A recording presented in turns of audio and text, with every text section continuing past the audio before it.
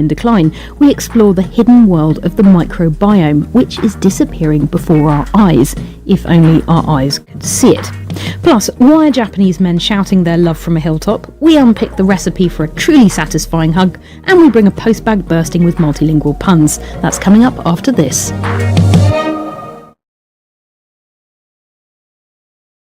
Hello, I'm Moira Alderson with the BBC News. Russian investigators say they found both black boxes from the plane which crashed on Wednesday near the city of Belgorod, reportedly leaving more than 70 people dead. Moscow claims that Ukraine was responsible for shooting down the Ilyushin 76 jet and that it was carrying Ukrainian prisoners of war. Here's Paul Moss. Ukraine wants an international investigation. Russia says it knows what happened, and the black box flight recorders may reveal why a Russian military jet plummeted to the ground, killing all on board. But if Ukraine did shoot it down, and they haven't denied it, the crucial questions will be about what happened beforehand. Ukraine says it should have been warned there were prisoners of war on a plane, and to keep the airspace around it secure. Russia, though, accused Ukraine of a monstrous act, and hinted that the future of prisoner swaps is now in jeopardy. Intense fighting between Israeli forces and Hamas militants has continued in southern Gaza after a UN shelter for displaced people was hit, killing at least 12 people. Israel's military says it's attacking terrorists in western Khan Yunis with tanks and airstrikes. Ilan Nell has more. This is an area where a senior UN official has really raised a lot of concerns in latest statement, talking about how there were 3 hospitals in the area that have been badly affected. One of them in the Al-Mawasi coastal area, previously described as being a safe zone by Israel, had to be evacuated overnight. And the Israeli military said it's killed a number of terrorists in that area, to use its words. But it also acknowledges that this is an area where there is a very high number of civilians. An inmate in the US has lost 2 last-minute appeals to stop his execution using the untested method of nitrogen gas. Kenneth Smith, who's a convicted murderer, is scheduled to be put to death from Thursday in Alabama. His lawyers argue that the method of execution amounts to cruel and unusual punishment.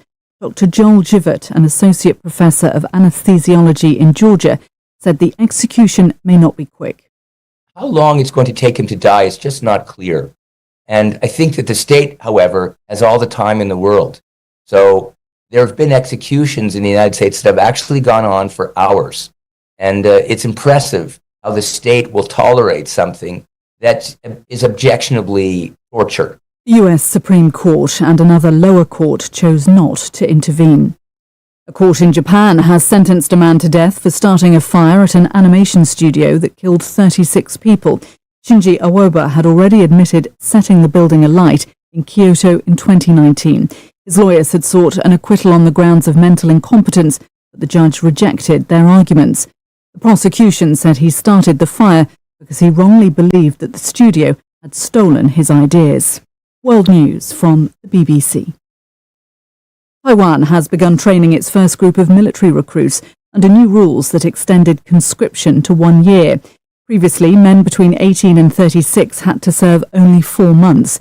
The extension was announced a year ago, following an increase in military pressure from China, which considers the island part of its own territory.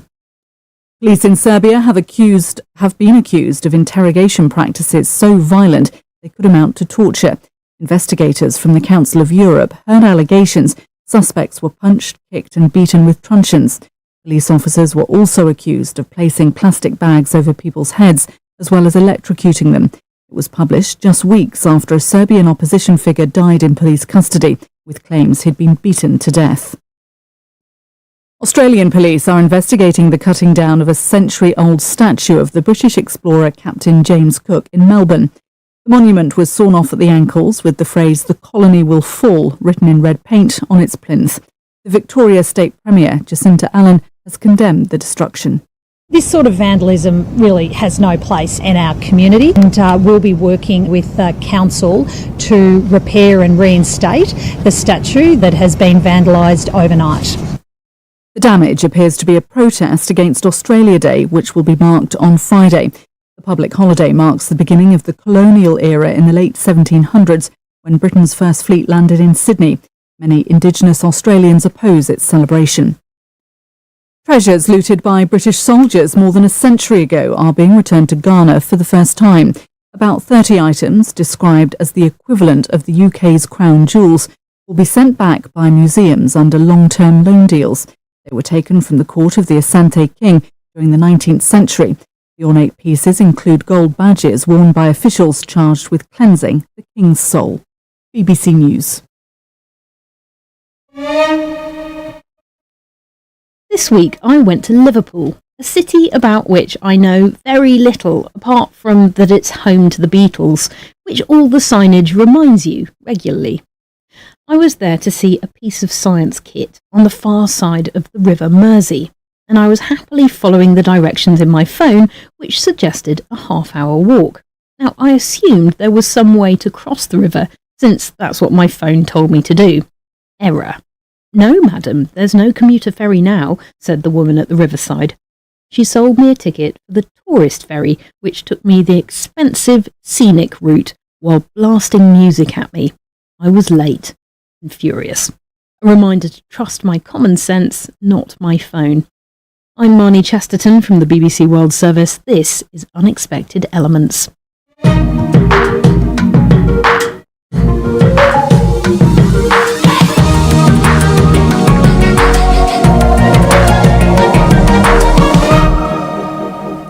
As usual, I have a global panel with me, spanning 3 continents today, as we have in Accra, Ghana, broadcaster Godfred Boafo. First time this year, so Happy New Year, Godfred. Many happy returns, and as we say here, Afisiapa Marnie, Afisiapa to all the listeners of Unexpected Elements. And over in New York, but representing both North and South American continents, Brazilian broadcaster Camila Mota. Hello, Camila.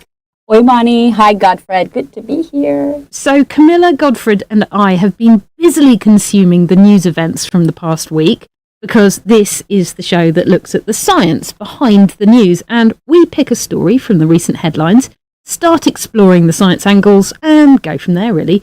So let's take a listen to the story we've picked today.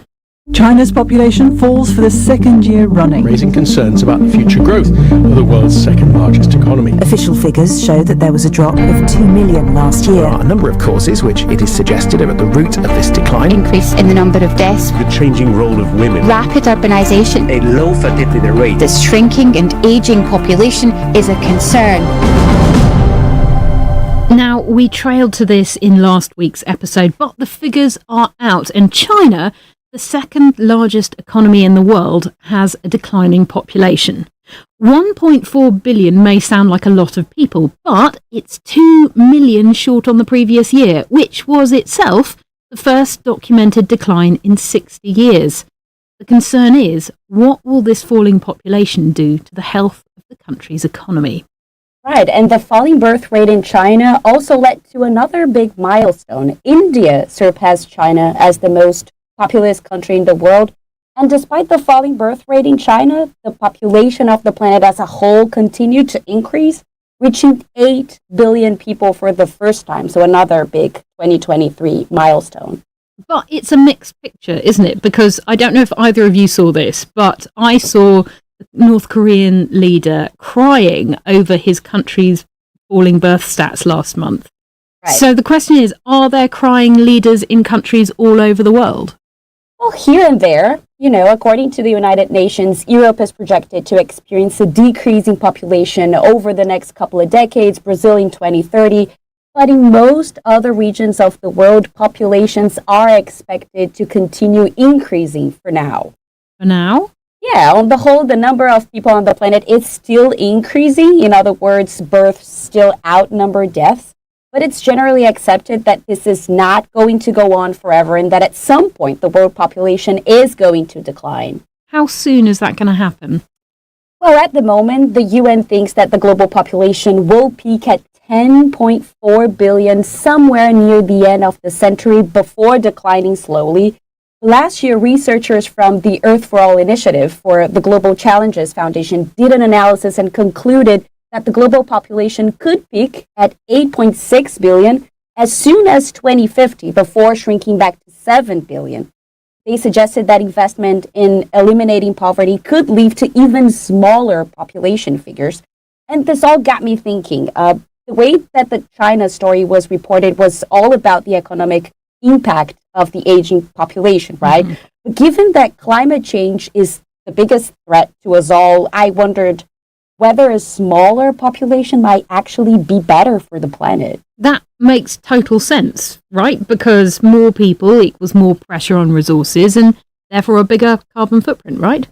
That does seem like the obvious conclusion. But actually, last year, scientists from the University of Texas at Austin simulated what the world would look like in terms of carbon emissions if the global population stabilized or actually declined.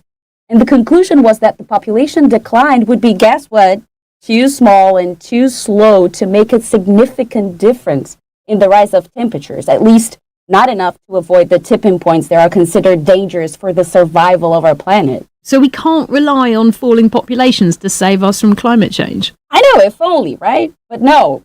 And actually, one of the people who wrote the Earth for All study suggested that the places where the population is rising have much smaller carbon footprints than the richest 10% of the world. They call it luxury carbon and biosphere consumption, which makes a lot of sense when you stop to think about it.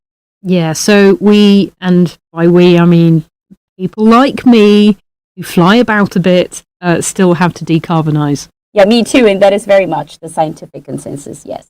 Godfred, what about the population in Ghana? What's happening there?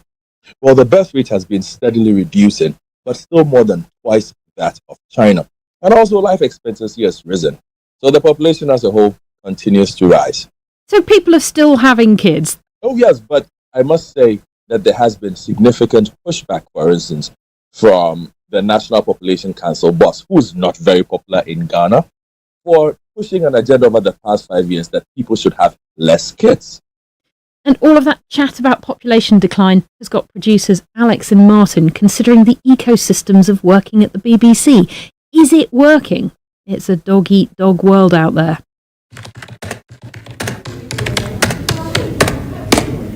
Morning, Martin. Is this desk free? But quick, that's the last one. This office is getting very overpopulated these days. Actually, can you help me with something? I'm trying to come up with a simple way of explaining biodiversity for this week's fact find. Oh, sure. Well, it's like the office here. All the TV producers are noisily taking up the space where we radio types used to sit. Eventually, us radio producers will be squeezed out of existence. No, we need the TV producers and they need us. Live happy. Radio producers didn't go extinct just about when TV came along. And then somebody invented podcasts. And now they can work together. Audiences can enjoy both, just like bees need flowers and blue whales need krill. You're seriously trying to suggest that office cohabiting is like biodiversity? Well, the point is that as resources in nature change, a diverse ecosystem can adapt to make the best use of what's left, so long as the right species have survived the leaner times to make the most of the new opportunities. But a less diverse ecosystem, much more likely to die out as a whole. Okay, that is beginning to make sense now. Excuse me? Those desks are already taken. Who are you? We're from the BBC Artificial Intelligence Department, and we've just moved in. Now, if you don't mind...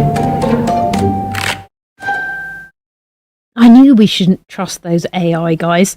So, Godfred, we've gone from the population of China to whether a falling population will save us from climate change to biodiversity in general. Where are you taking us next? I would like to take you to exotic Puerto Rico.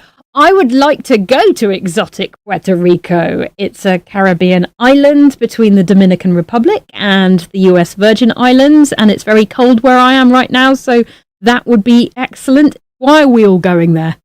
Well, we're going there because I want to tell you about Puerto Rico's coqui frog and a story that combines population decline, climate change, and the coqui frog's high-pitched call. Okay, tell me a little bit about the coqui frog. Well, it's a very small tree frog. Now, despite being so small, they are one of the loudest frogs on the planet. That's how they get their name, from the high-pitched coqui sound they make. Okay, that's a passable impression, but I believe we have the original, so let's take a listen to that. Coqui? That sounds a lot like a bird. Camilla, you have Brazil's rainforest, or what used to be on your doorstep. Do you have frogs that sound like that? Well, I had a really intense frog experience a few years ago. I did a night incursion in the Amazon, a night river incursion with nothing but flashlights. And frogs, they were really loud and completely stole the show sound-wise. It was all you could hear, just really loud calls and pitches. None of them sounded like birds, though. I love that you used the phrase intense frog experience. So... Godfred, back to the coqui. What's happening to the coqui in Puerto Rico? So over 20 years ago, a scientist called Peter Narens from the University of California in Los Angeles recorded the call of the frog on the slopes of the El Yunque Peak, which is a mountain that rises to just over 1,000 meters above sea level. Now, near the base of the mountain, the coqui produced short, high-pitched calls at high rate. Now, frogs living near the mountain's peak were longer, lower-pitched, and repeated less frequently. Okay, so the higher you go up the mountain, the lower the call. Exactly. Now, coqui frogs, like all amphibians, are really sensitive to temperature changes. On cold mountain peaks, the frogs grow larger, and in the warmer valleys, they're smaller. And in the same way as a tuba is lower pitched than a trumpet, the bigger frogs make a lower sound. Now, the team went back to Puerto Rico with their microphones 23 years later. They found that whatever elevation they went to, the frogs they recorded had higher and shorter calls than before. Okay, so the frogs have changed the pitch of their call? Not necessarily. They think it actually means that the frogs are moving higher up the mountain. So it wasn't that the pitch had changed, it was that the populations of higher pitched frogs lower down were moving to higher elevations. And is that something to do with climate change? Yes. The migration of coqui frogs higher up the mountain corresponds to an increase in temperature due to climate change. The frogs are moving upwards to stay at a temperature they are comfortable with, and thus getting higher and higher as temperature rises. I see a problem here, Godfred, because at a certain point they're going to run out of mountain. What happens when they all get to the top? You're right, it is sort of a problem for the future, because the scientists think that as temperatures continue to rise, the frogs will continue to retreat up the mountain until they run out of room. Does it really matter that some frogs in Puerto Rico are going to have to relocate? Not right now. But the scientists think that if the temperatures continue to rise, without us doing something about it, the coqui population could collapse.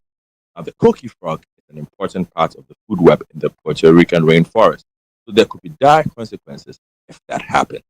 So it's one of those things where it's one species, but actually if that goes, then loads of other species also go, and there's this kind of horrible cascade effect. Certainly, Marnie. Maybe I should leave the final word on all of this to the coqui frog. What do they think about this? Yeah, that's what I thought they'd say.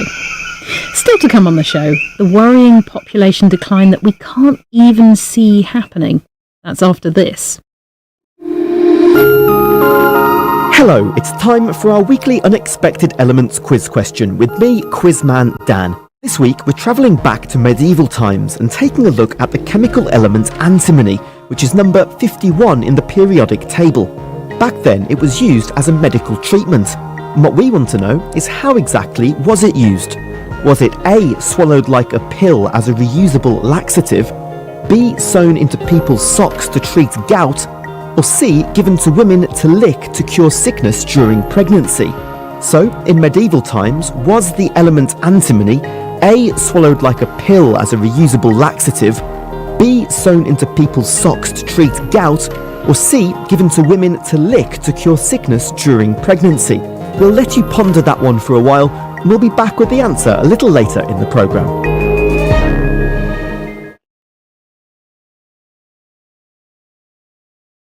You're listening to Unexpected Elements from the BBC World Service. We've been talking about populations, starting with the news of how it's declining in China, relocating in the case of the coqui frog, and now it's time to talk biodiversity, which, as many of us have heard or read in the news, is under threat around the world. Joining us to tell us more is Tom Crowther, Professor in the Department of Environmental System Science at ETH Zurich in Switzerland. Hello, Tom. Hi, thanks for having me on. Oh, thanks for coming on. So we've been talking about declining populations, and what drew us to you was the story of Earth's declining microbiome, which we can't even see happening, right? Right, yeah. So the microbiome is this massively diverse. In fact, by far the majority of the biodiversity on our planet is these microorganisms like fungi and bacteria and archaea that exist in our soils and in our oceans. And these are the things that essentially keep our entire planet alive. They keep our systems functioning so that we can all survive. And yeah, they're under quite a lot of threat at the moment. And there's been a lot in the news over the past few years of the idea that we as humans have a microbiome on our skin and, importantly, in our gut. The planet has its own microbiome in much the same way. That is exactly it. It's the perfect analogy. You know, like without our microbiome, our organs don't function. Our gut will not process food and nutrients in the same way. We won't be able to access all of the nutrients that we need to survive. And we have a distinct microbiome in every part of our body that keeps the entire system functioning as a whole. The same is true for the Earth. So we have distinct microbiomes in our deserts, in our grasslands, in our peatlands, in our forests, in our oceans. And each one of them is comprised of tens of billions of species, probably up to trillions of species that are actually fundamental for the processing of compounds, the digestion, the breathing of our atmosphere, the whole functioning of our biogeochemical system is dependent on these things living and thriving so that we can all survive. But if we can't see them and there's billions of them, how on earth do we know that they're declining? So this is one of the biggest challenges right now, because we know that biodiversity is declining at a rate that we haven't seen since the last great extinction. You know, it's estimated that about 1 in 8 species that we see above ground are in severe threat of being lost in this over the coming decade. You know, if you imagine your favorite 8 species, and you've got to imagine that one of them may well be extinct in the coming years. You know, it's a devastating rate of decline. But what's even more scary is what's happening below the soil in that world that we can't see, those trillions of invisible species. And they, it seems, might even be a greater threat, because not only have we got a huge abundance of them, so every little action we do can kill countless individual species. You know, you'll have thousands of species in 1 teaspoon of soil. So when we destroy that soil through extensive industrial agricultural practices or mining or road production, when we lose those teaspoons of soil, we lose thousands of species with every one. And on top of that, what we're also doing is we're mixing the soils, we're mixing our ecosystems so that they're getting homogenized. So they're all turning into sort of a single slurry of the same combinations of species. And then when you think on top of that, unfortunately, we're driving climate change. And climate change is having a really bad impact because it's destroying all of those that are not adapted to warm, dry conditions. And it's also speeding up their activity. So it's the hotter and hotter they get, the more these microbes become active, and they spit out more and more carbon into the atmosphere, which actually then makes climate change go even faster. So we warm the planet, the microbes as a result spit out more carbon, which warms the planet more, which spits out more carbon, which warms the planet more. And it's driving what we call a feedback loop that's accelerating the rate of climate change. You were speaking about industrial agriculture, and if we're thinking about possible solutions, there's a big conversation about agroforestry in Brazil. Would that be helpful in any way if we're talking about maintaining biodiversity, increasing biodiversity? Absolutely. Agroforestry for me is one of the wonderful contributions that we can have. You know, across the global food production system, we've depleted about 75% of the vegetated land on our planet, and that is all coming at the expense of biodiversity. But systems like agroforestry, as you mentioned, which is the integration of native species into your cropping system, can actually improve yields in many systems, and that comes with incredible benefits like carbon storage in the soil, like shading, which has beneficial impacts on the local temperatures that can really help people with heat stress and heat-related disorders.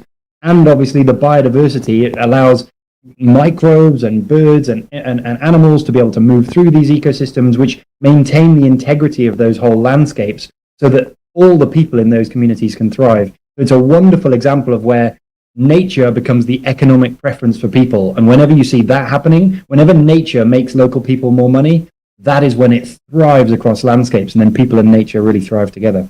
So there is hope, Tom, because every time we talk about biodiversity, it's always with a heavy heart. There's always kind of quite a bleak picture ahead. I absolutely think there's lots of hope. You know, I'm very fortunate to work with a large network of local farmers and indigenous populations who are protecting biodiversity around the world. It's a global network called Restore, RESTOR. And if you go on there, it's just like a Google Maps for restoration. You can go on and you can meet the heroes that are doing this. And what's incredibly inspiring is that in so many cases, you'll find people that make nature the economic choice. Like the agroforestry example, we've got farmers who are protecting a native tropical forest and growing coffee plants in the forest. And because the forest traps water and nutrients, that means they can grow that coffee without the need for fertilizers or irrigation. And that means they make more money for having protected the forest. And that means their business does well. And then all the other farmers in the landscape start doing the same thing, allowing trees to recover. And it's examples like that when nature is the economic preference that it starts to grow across landscapes. You almost can't even stop it from recovering because people want nature to return. And there's thousands of ways people are working with biodiversity to bring back vitality to their landscapes and then protect the people against climate change. Professor Tom Crowther at ETH Zurich in Switzerland, thank you so much for coming onto the programme. Thank you. Camilla Godfred, great to hear from Tom there. Potentially worrying given the catastrophic loss of biodiversity, but also great to hear that there's hope there. For me, I'm listening to Professor Crowther, just how dynamic our environment is, and also just how complicated our bodies are. I'd never assumed that I had microbiomes running around somewhere. You contain more alien species than you do Godfred cells. Isn't that alarming? It is alarming and exciting at the same time. We're just like a walking zoo that holds different little critters. Since I learned about microbiome, it's all I think about. Whatever I eat, I think about, are they going to like it? Yeah. Will they adapt to it? It's all I think about when I eat now. It's like, I did this yesterday. I was trying to make a healthy January lunch, and I was like, oh, maybe I should put some pickles in because maybe my microbiome would like that. And it's like I've just got a billion pets inside me now to feed. Yep. So, the headline of China's falling population led us to ask whether fewer people might just sort out climate change. Short answer, no. But climate change is certainly relocating some noisy species, and we're depleting many others that we can't even see. But as Tom Crowther just said, there is hope, and maybe economic incentives are the way forward. Still to come on the show, find out why there's a day of the year when Japanese men stand on a hillside and shout about how much they love their wives. We pick apart what makes a hug so good and how to date a footballer special. Hear why, when documents prove unreliable, footballers might need science to help prove their age. That's all coming up after the news.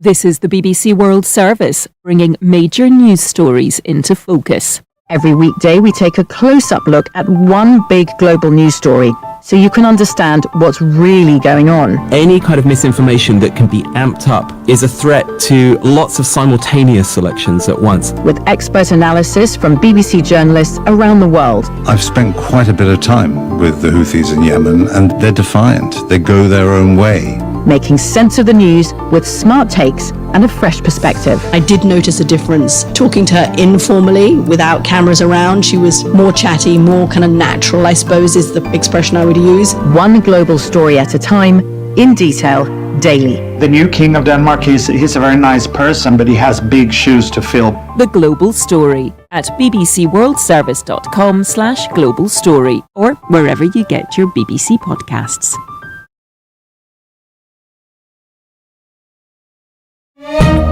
Coming up after the news, find out why there's a day of the year when Japanese men stand on a hillside and shout about how much they love their wives. We unpick the recipe for a scientifically satisfying hug, find out why footballers might need science to help prove their age, and how come sign language isn't one international non-verbal language.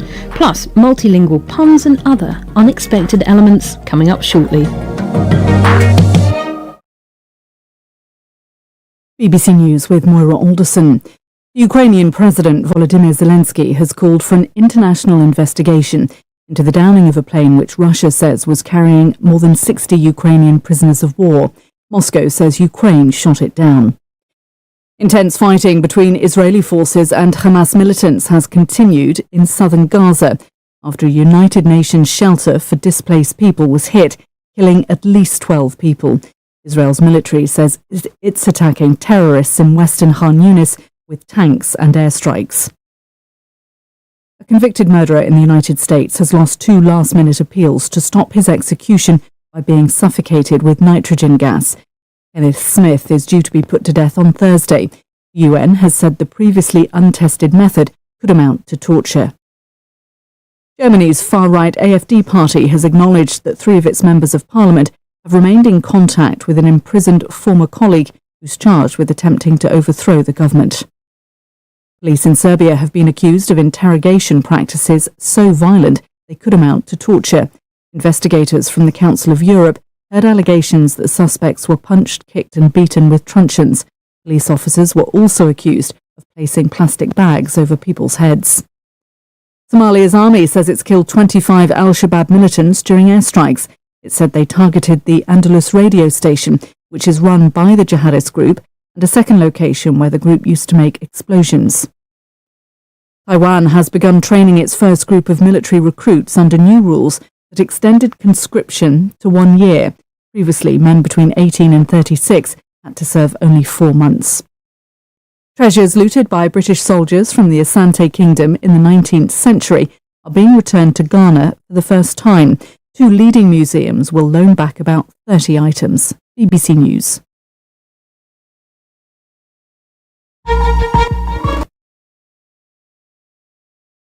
Getting onto the property ladder has never been easy until now. Join us this and every Thursday from 7 p.m. to 8:30 p.m. live on the Property Hour show on Starr Radio UK, where we talk to mortgage brokers, property developers, estate agents, landlord, tenant, property consultants on how to invest or get into the property business and make money. You can't afford to miss this. The Property Hour show is your best source into the property industry. Hi guys, this is your friend Uruj from SendWave. SendWave is a money transfer app that is used by people all over the world to send money to their loved ones in Africa. With SendWave, you can send money to Ghana, Nigeria, Kenya, Uganda, and Tanzania. And the best part is, SendWave is absolutely commission-free. Our exchange rates are excellent. You can see for yourself by checking them out on our website. So how do you use SendWave? SendWave is an app that you can download onto your phone from the App Store or Google Play Store. The app is free to download. After downloading it, just open the app and enter your name, email, and phone number. That's it. You're good to go. Make sure you use the promo code SR. S for Star, R for Radio. This promo code will give you £5 free credit to send to Africa on your first transaction. Your money will be delivered to your recipient within seconds. Feel free to call me on 0749 7377 647 at any time. I'll be happy to tell you all about SendWave and help you in any way I can. Remember to use the promo code SR for £5 free credit. Medasse. Hey, Charlie. You're on your way to Ghana. Boy, oh boy. You're stressed out. Tired. Go, you're going to be resting. Okay, then let me recommend to you JN Mobile Spa in Accra, Ghana. Oh boy. JN Mobile Spa, they provide organic care in massage. Are you stressed? Do you need rejuvenated, etc.? For your facials, maybe exfoliating, firming, and lifting? Then contact JN Spa on 00233 244 941 002 or 00233 2006 06386, and they will be right there on time. JN Mobile Spa, your health and beauty needs at your doorstep. Hi everyone, it's your girl BB Clement, the author of How to Go From Employee to Entrepreneur and the host of your weekly business show, BB Means Business, the show where we discuss everything you ever wanted to know about business but you were afraid to ask. How do I start my business? How do I raise the finance? How do I grow my business? Where am I going to find my customers? Join me every Tuesday at 1:30 p.m. on Starr Radio UK to get all the information and tips that you need to become a successful entrepreneur and become financially free. Remember, Don't let life dictate to you. Rather, put your signature on life.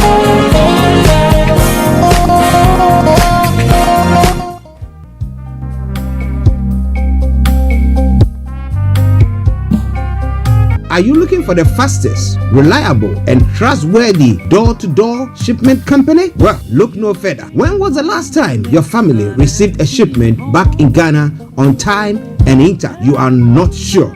Well, Lamb Shippers, we pride ourselves with being the fastest, reliable, and trustworthy shippers you can use. You are assured of a prompt pickup anywhere in the UK by our personnel. They also make sure your items are well packaged to get to its destination intact. When it comes to door-to-door shipment, look no further. Well, Lamb Shippers, contact us on 07939009321 or 07498911820. Or you can visit our website www.welllamp.co.uk.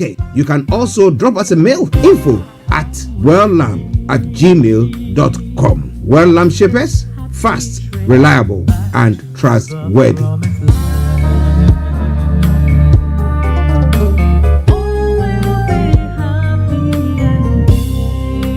Hi there. Are you dreaming of owning your own house in Ghana? Then you will need a well-documented piece of land that is free from troubles. I highly recommend My Africa Property for any size of land that you will need. With My Africa Property, lands are available in Pram, Sopoli, Tohenia, Ogome, Dodova, Winneba, and many other locations at affordable prices. These locations are about an hour away from the airport, only 35 minutes from the motorway, 10 minutes drive from Central University College, 10 minutes drive to the beach, and close to Pram Senior High School and Ghana Men's Soccer Center of Excellence. For more details, visit our website www.myafricaproperty.com or call our UK office on 0208 123 2523. For our US and Canada offices, call us on +1 585 184 994145. You can also email us at ghana@myafricaproperty.com. Getting onto the property ladder has never been easy until now. Join us this and every Thursday from 7 p.m. to 8:30 p.m. live on the Property Hour show on Starr Radio UK, where we talk to mortgage brokers, property developers, estate agent, landlord, tenant, property consultants on how to invest or get into the property business and make money. You can't afford to miss this. The Property Hour show is your best source into the property industry. Tune in to On Point here on Starr Radio UK with Empress Regina every Monday at 5 p.m. GMT. Looking forward to your company. Getting onto the property ladder has never been easy until now. Join us this and every Thursday from 7 p.m. to 8:30 p.m. live on the Property Hour show on Starr Radio UK, where we talk to mortgage brokers, property developers, estate agent, landlord, tenant, property consultants on how to invest or get into the property business and make money. You can't afford to miss this. The Property Hour show is your best source into the property industry. Hi guys, this is your friend Uruj from SendWave. SendWave is a money transfer app that is used by people all over the world to send money to their loved ones in Africa. With SendWave, you can send money to Ghana, Nigeria, Kenya, Uganda, and Tanzania. And the best part is, SendWave is absolutely commission-free. Our exchange rates are excellent. You can see for yourself by checking them out on our website. So how do you use SendWave? SendWave is an app that you can download onto your phone from the App Store or Google Play Store. The app is free to download. After downloading it, just open the app and enter your name, email, and phone number. That's it. You're good to go. Make sure you use the promo code SR. S for Star, R for Radio. This promo code will give you £5 free credit to send to Africa on your first transaction. Your money will be delivered to your recipient within seconds. Feel free to call me on 0749 7377 647 at any time. I'll be happy to tell you all about SendWave and help you in any way I can. Remember to use the promo code SR for £5 free credit. Medase. Hey, Charlie. You're on your way to Ghana. Boy, oh boy. You're stressed out. Tired. Go, you're going to be resting. Okay, then let me recommend to you JN Mobile Spa in Accra, Ghana. Oh boy. JN Mobile Spa, they provide organic care in massage. Are you stressed? Do you need rejuvenated, etc.? For your facials, maybe exfoliating, firming, and lifting? Then contact JN Spa on 00233 244 941 002 or 00233 2006 06 386. And they will be right there on time. JN Mobile Spa, your health and beauty needs at your doorstep. Hi everyone, it's your girl BB Clement, the author of How to Go From Employee to Entrepreneur and the host of your weekly business show, BB Means Business. The show where we discuss everything you ever wanted to know about business but you were afraid to ask. How do I start my business? How do I raise the finance? How do I grow my business? Where am I going to find my customers? Join me every Tuesday at 1:30 p.m. on Starr Radio UK to get all the information and tips that you need to become a successful entrepreneur and become financially free. Remember, don't let life dictate to you. Rather, put your signature on life.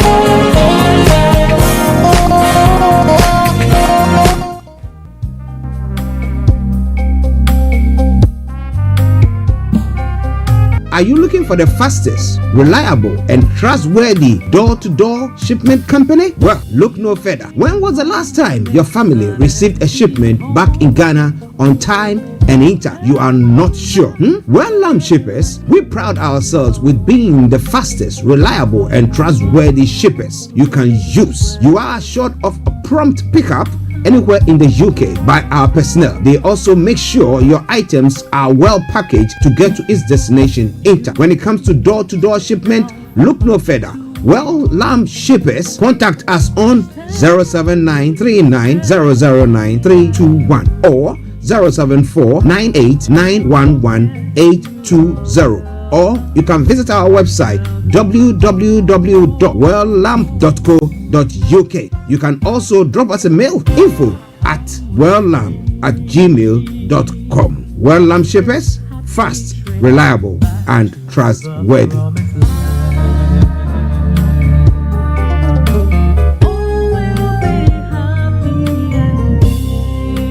Hi there. Are you dreaming of owning your own house in Ghana? Then you will need a well-documented piece of land that is free from troubles. I highly recommend My Africa Property for any size of land that you will need. With My Africa Property, lands are available in Pram, Sopoli, Tohenia, Ogome, Dodova, Winneba, and many other locations at affordable prices.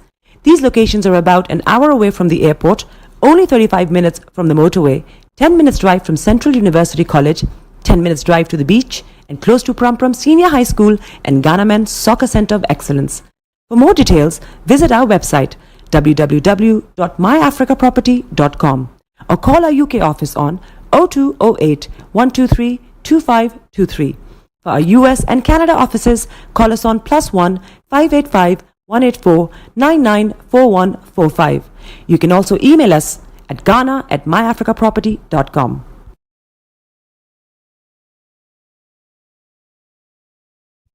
Best radio show. Broadcasting worldwide, online 24/7. All around the world. In your car. At work. At home. On your smartphone. This is Starr Radio UK. Are you ready to turn it up? 10, 9, 8, 7, 6, 5, 4, 3, 2, 1. Smile, though your heart is aching. Smile, even though it's breaking. When there are clouds in the sky, you get by. If you smile through your fear and sorrow, smile and maybe tomorrow you find that life is still worthwhile if you just smile. Hey, this is Archie and you are listening to Starr Radio UK and the Morning Show.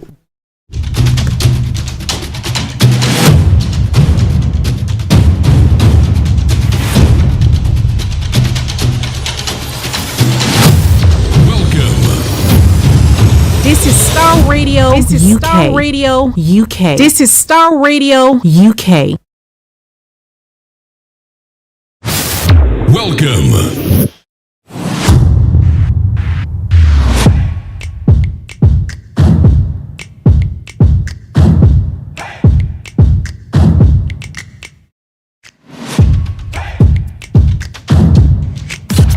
broadcasting worldwide, online 24/7.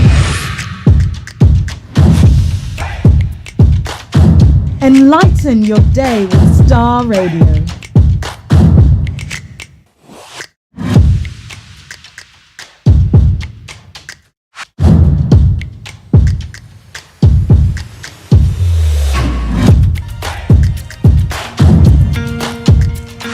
Starr Radio. Radio for the people, by the people. Love for you runs deep. All of you, my heartbeat. You make a doubt they fade, Jesus, and that's what makes you great. You hold the world in your hands. Okay, let me say massive good morning, good afternoon, good evening, good dawn to you wherever you might be on planet Earth and those of you on other planets as well. I want to salute each and every one of you and welcome you to the Thursday edition of the morning show. That's what makes you great. You are Today is Thursday, the 25th day of January. Yes, exactly a month after Christmas. Have you been paid? The doctor was telling me this morning that she's receiving her pay today. Apart from the fact that she's celebrating her birthday and she got some cash from his parents as well. So you see, it's good. She thinks she's going to be making lots of money from there. That's why forever call you great, great. But where am I? Oh, and let me say, welcome to 2024. So far, so good. You made it, right?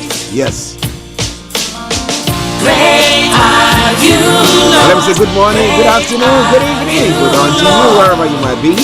And a special good morning to Bishop Adesina, Anthony Adeleke, Aziz, Shamsuddin, Olakule, all of you, Pastor Mo, my brother Felix, massive good morning to Kojodi, good morning. Hey, I hope you're doing very well. Good morning to you as well. And that's what makes you great. And a massive good morning also goes to you will never the David Cruz. But all in all, let me say massive good morning to each and every one of you. Once I welcome you to the Starr Radio UK morning show. You are one who took my pain, took away my shame. Lord, you reign. That's why forever call you great. Great are you, Lord. Great are you, Lord. Greatly to be praised. Great are you, Lord. Great are you, Lord. Okay, my apologies. Sincere apologies there for you. My producer was just telling me about the music level, the sound of the music level. That was a bit high, but wherever you are, I hope you can hear me loud and clear now, better than it's been. Once again, my apologies. Sincere apologies for that. You will tell me if it is going well, if it is going well.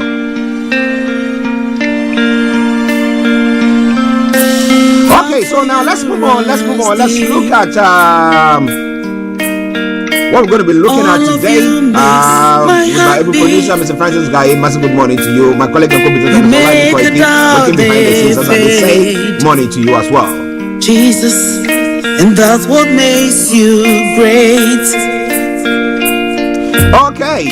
You hold the world in your hands. The hand that made me who I am. Same God now, yesterday, and forevermore. And that's what makes you great. You are Okay, so let's see. It looks like still the sound is a bit on the higher side. Well, I think I've muted something. Let's see whether that has brought the sound much better. Mr. Brandon Guy, please let me know how it's sounding there now. Okay, so So he's doing his good production work there, making sure everything is good to every one of you who is listening to us this morning. Okay, now let's crack on. Yes. I want to bring the quick today, the weather forecast to follow you, then the travel updates, moving on from there to the stories making around across the globe. It's known as Global Crossing. And then we'll continue from there, looking at what? The details of the story that is making the rounds, and that will be exactly from 11 o'clock. And then we'll continue. So let me tell you, we'll open the lines for you to add your voice to the discussion. All of you makes my heart so that we can continue to do the work. There's some work going on. That's why we keep having all these problems. But whatever it is and wherever you are, I say once again, welcome to the program. But thanks for joining us once again. You will never change.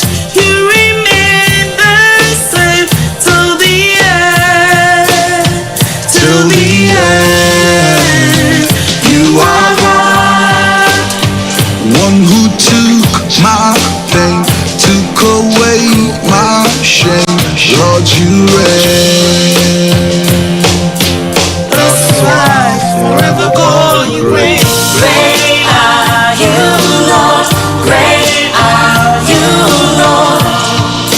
Greatly to be praised. Okay, let's put the music down and let's now just go without the music there, right? Okay, until the technical team sorts that issue out. But as I said, yes, we're finishing the program exactly at 12 o'clock so that we can continue with that update, that work there. So that we make sure that whatever we are bringing your way is not too loud to break your eardrums. Okay, it seems my sound is better. So let's see. Okay, so now moving on to the quote for the day. It says, be open-minded, and when things change, see them as great opportunities because you understand what changes means. You understand what changes means. Oh, wow. Okay,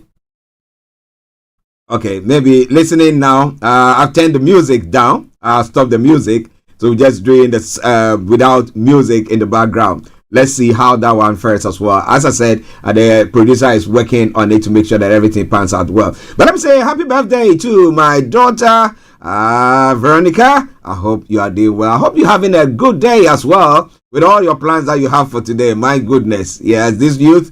My. But if you're celebrating a special day today, I salute you and I say happy. Is it happy birthday or happy what? Whatever the happy that you want. Happy celebrations there as well. Okay, now for the weather front or on the weather front, okay, good. Thank you very much. My producer says without the music, my voice is good. So good one there. All right then. So now let's move on to what the weather has got in stock for us here in London and the southeast of England. So what has the weather got for us? Well, it's going to be turning drier this afternoon with cloud perhaps breaking in a few spots to give some brief brighter spells. Increasingly, it's going to be breezy. Now tonight, cloud will thicken from the west with spells of rain developing, followed by blustery showers. Rain and showers will clear by dawn, leaving largely clear skies. A windy night once again. The top temperature is going to be 13 degrees. The lower is going to be 11 degrees, milder than it's been of late. And a UV level is going to be low, pollution low as well. Sunset is going to be at 16:37, and sunrise for tomorrow morning is 07:49 hours. Is Starr Radio UK, your favorite African and Caribbean radio station in London. Now we move on straight to the travel updates as well. So on your travel this morning, those of you in London, and in the UK specific, yes, well, if you are traveling on the underground this morning, the Central Line has got severe delays, Piccadilly Line has got part suspension and minor delays, London Overground has got severe delays and minor delays as well. That aside, all the others are running a very good service there though. Yes, London Trambling, DLR are all in good service. Now on the major roads in London, A3 has got serious delays. Central London Red Routes, serious delays there as well. And moving us straight to the river bus as well. On the river bus this morning, I can tell you assuredly good service throughout. And that takes us straight to the London cable car that is also running a good service. But keep your eyes on the roads, as we keep it navigated. I promise I'll on the Starr Radio travel update that comes your way every weekday from 10:40. It's now 10:56, and we are bringing you everything that you need to know. So on the final segment of the travel update, that's the National Rail. Avanti West Coast has got minor delays, cross country minor delays, East Midlands Railways minor delays, West Transparent Express, Great Western Railway, Greater Anglia, London North Eastern Railway, North Rail have all got minor delays. ScotRail, South Western Railway, South Eastern, Southern, and Transport for Wales have all got what? Minor delays there as well. That aside, all the others are running a good service, so you can zoom through it like no man's business. But whatever it is, whilst you're going about your duties, I will say it loud and clear. Good morning, good afternoon, good evening, good dawn to you, wherever you might be on planet Earth. Enjoy your commute for today. But you know what? Continue to keep those eyes on the roads. Hi guys, this is your friend Uruj from SendWave. SendWave is a money transfer app that is used by people all over the world to send money to their loved ones in Africa. With SendWave, you can send money to Ghana, Nigeria, Kenya, Uganda, and Tanzania. And the best part is, SendWave is absolutely commission-free. Our exchange rates are excellent. You can see for yourself by checking them out on our website. So how do you use SendWave? SendWave is an app that you can download onto your phone from the App Store or Google Play Store. The app is free to download. After downloading it, just open the app and enter your name, email, and phone number. That's it. You're good to go. Make sure you use the promo code SR. S for Star, R for Radio. This promo code will give you £5 free credit to send to Africa on your first transaction. Your money will be delivered to your recipient within seconds. Feel free to call me on 0749 7377 647 at any time. I'll be happy to tell you all about SendWave and help you in any way I can. Remember to use the promo code SR for £5 free credit. Medasse. Hey, Charlie. You're on your way to Ghana. Boy, oh boy. You stressed out. Tired. Go, you're going to be resting. Okay, then let me recommend to you JN Mobile Spa in Accra, Ghana. Oh boy, JN Mobile Spa, they provide organic care in massage. Are you stressed? Do you need rejuvenated, etc.? For your facials, maybe exfoliating, firming, and lifting? Then contact JN Spa on 00233 244 941 002 or 00233 2006 06386, and they will be right there on time. JN Mobile Spa, your health and beauty needs at your doorstep. You are listening to Starr Radio Morning Show. Welcome back to... My apologies there. Welcome back to the program. It is Starr Radio UK. It is your favorite African and Caribbean radio station in London. I bring the time now to 10:59, and let us go on global trotting, whatever or wherever you might be this morning listening to us. So what is happening when it comes to the stories making the rounds across the globe this morning? Well, let's start from Nigeria, where there are a few issues there. Let me just go there. Now, police call for calm and amid explosion in Maitama in Nigeria, and CBN FAAN relocation presidency saying others tackle Indomie, and then Ibadan explosion. We're working out long-term solutions. That's what Makinde is saying. Now, Naira currently undervalued, says CBN governor. And only 43% of state schools standard in Nigeria. Oh boy. And then Abdulsalami urges multifaceted approach to insecurity in the north. And just in Supreme Court upholds Governor Kefa's victory as Taraba rejects NNPP appeal. Umahi seeks PPP to bridge financing gap for roads. And then investor trade 3.58 trillion equities worth in 2023. Up by 54%. U.S. Secretary Blinken commissions American corner in Lekki. And then Plateau will not be distracted by Reverend Dulac's malicious comments. We'll be looking at that. What did the Reverend say there as well? But lots more going to be coming your way from there. It is Star Radio UK. Moving on straight onto the African continent as well. Yes, other parts of Africa. Zambia rescues efforts continue to pull out 7 workers trapped in a mine, and then a rhinoceros. Opposition resumes street protests calling for reforms in the economy and stuff. That is in Tanzania. We'll be telling you more about that as well. International Court of Justice to rule on South Africa's request for interim measures in the Gaza war. I will tell you more about that as well. And Chad's president meets with Putin in Moscow. Oh boy. Well, and some other story that's making the rounds in Nigeria as well. Churches and mosques banned in Nigeria as curfew is imposed. Which state is that? I'll be telling you more about all that in a moment. And Central Africa faces challenges of cultural integration. It's one of the stories making the round. Kenyan court leader and 95 others charged. They've been charged with manslaughter or murder. I'll be telling you more about that as well. So don't you go away. Now, when it comes to Ghana, well, coup plot will sue the state for compensation. Why? Because ACP Agozo has been freed and 6 others have been sentenced to death by hanging after the court's ruling. And Akufo-Addo makes new appointment to GAF, the Ghana Armed Forces. And I'll be telling you more about all that in a moment. In other stories making the rounds in other parts of the world as well. Just bear with me whilst I get that one out for you. And this I'm pertaining to what is happening in other parts of the world, and especially what is pertaining here in the UK as well. So, in other parts of the world, downed Russian plane leads unanswered questions. Warfare can come in the form of battle or information control, and Russia has a history of brazen lies. That's what is coming through. And then Russia risked lives in downed plane, says Zelensky. Well, maybe they put them there. They put some other stuff around it as well. Whatever item that they wanted to move to the other side, and then they'll say, you know what? We're bringing your people, but you shut it down.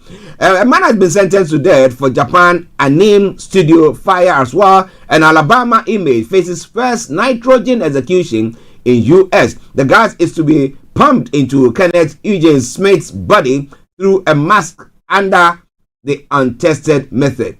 You know, he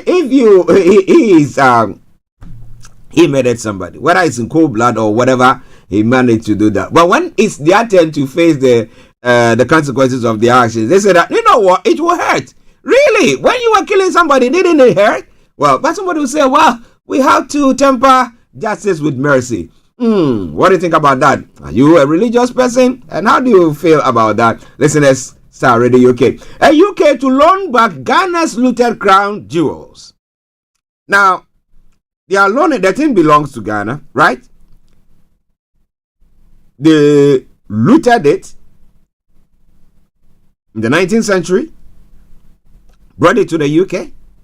It's been kept in their, museums and stuff like that. And now that the country also wants their thing back, they are saying, you know what? We are going to loan it to you.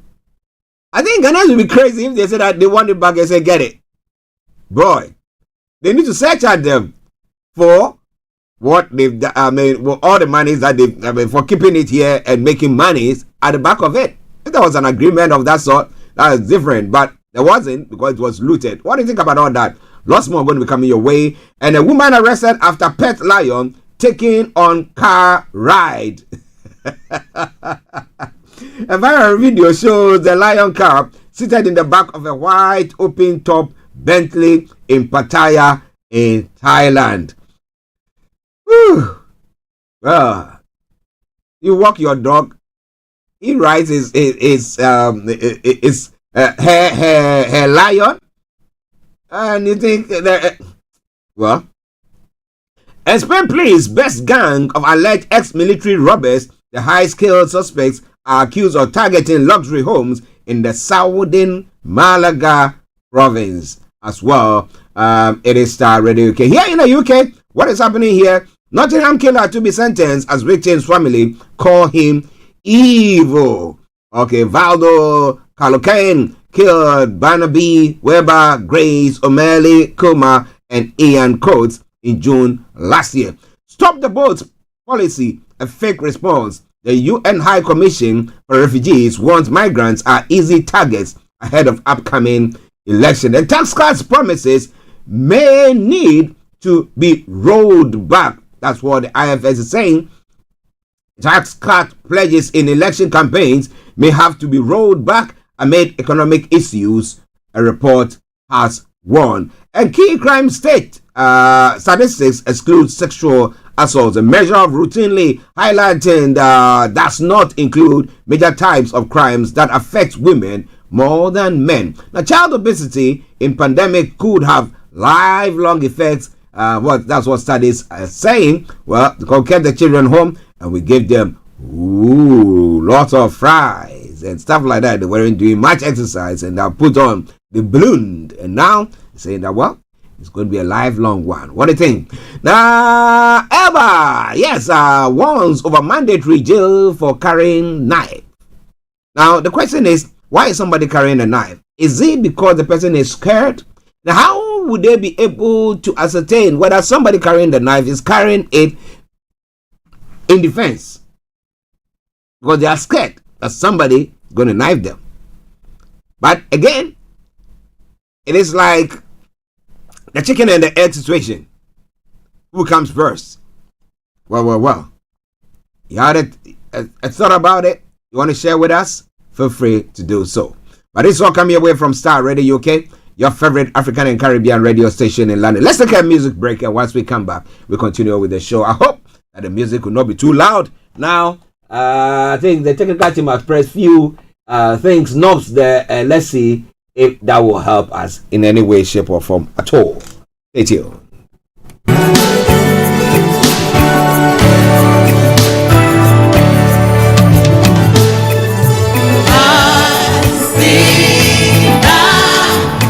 Okay, it's Ghana Afro Gospel music by the Fina music. So enjoy it. It's Thanksgiving. Yes?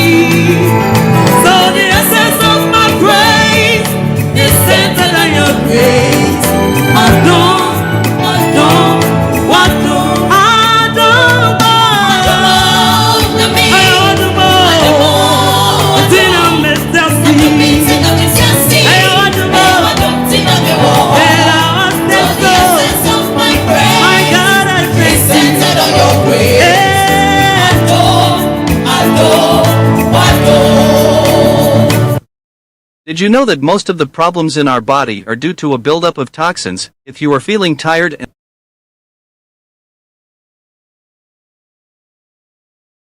Hi Hi guys, this is your friend Uruj from SendWave. SendWave is a money transfer app that is used by people all over the world to send money to their loved ones in Africa.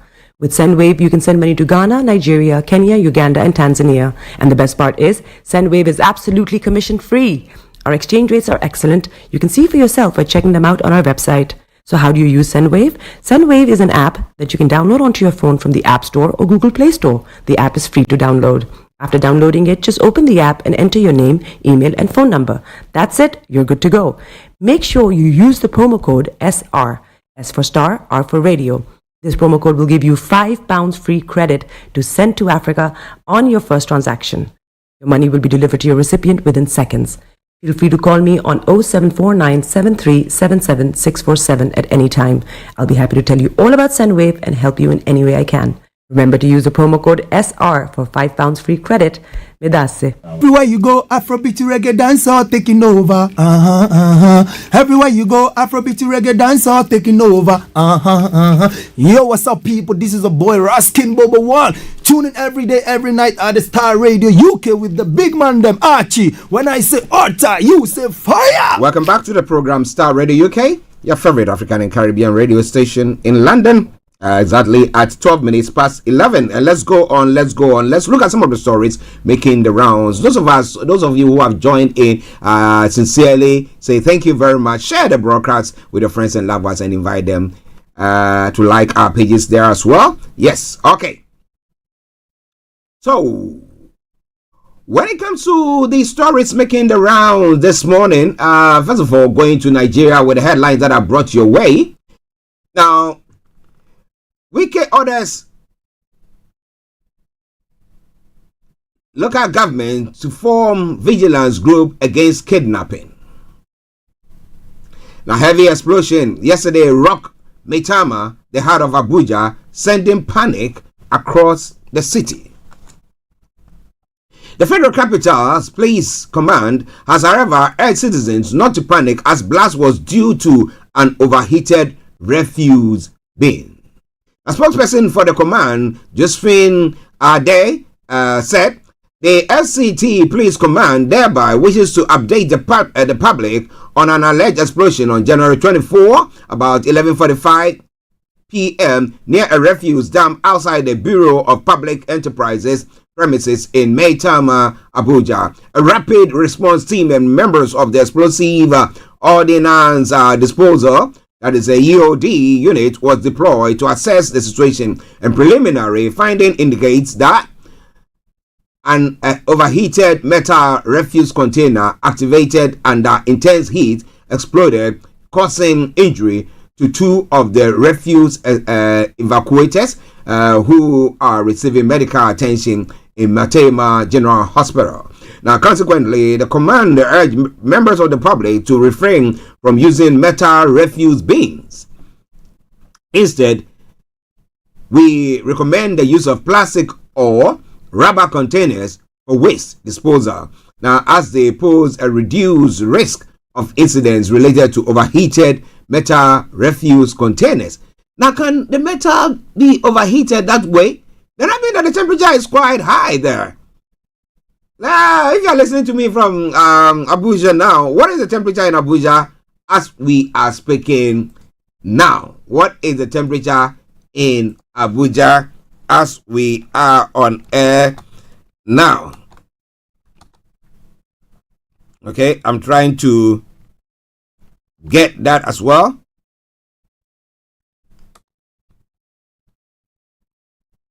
And then, so for it to be that overheated, and they're advising that, well, what is saying that, well, today is going to be 34 degrees in Abuja, but at the moment it's 31 degrees.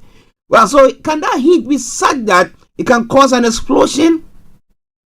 It's quite interesting, isn't it? Well, listeners, it is Star Radio UK. It is your favorite African and Caribbean radio station in London. But now let's move on. So that is the first story that has come our way, and we thank God that it's nothing to do with maybe a terrorist activity or insurgency or anything of the sort. But this is just an explosion caused by not attending to some issues right on time. Can I put it that way? Yes. All right then. Now, in another story that's making the rounds, it's been making the rounds at the beginning of the week. The presidency on Wednesday said the Bola Tinubu administration was not planning to relocate the federal capital of Nigeria back to Lagos, its previous location. It described the insinuations as a creation of those it called mischief makers, bent on fueling needless ethnic.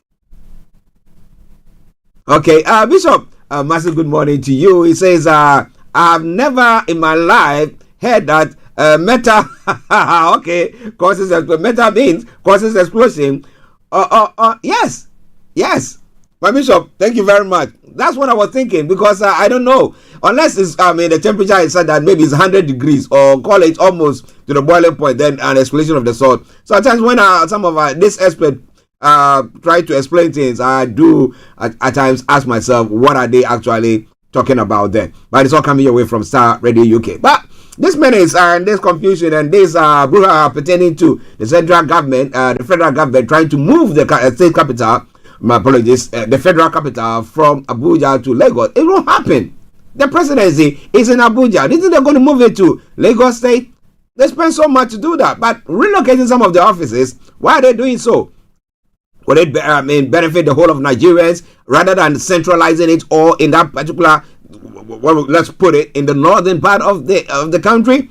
Well, the presidency on Wednesday said Bola Tinubu administration was not planning to relocate the federal capital of Nigeria back to Lagos, its previous location. It described the insinuations as a creation of those it called mischief makers bent on fueling needless ethnic mistrust to pit the North against the South.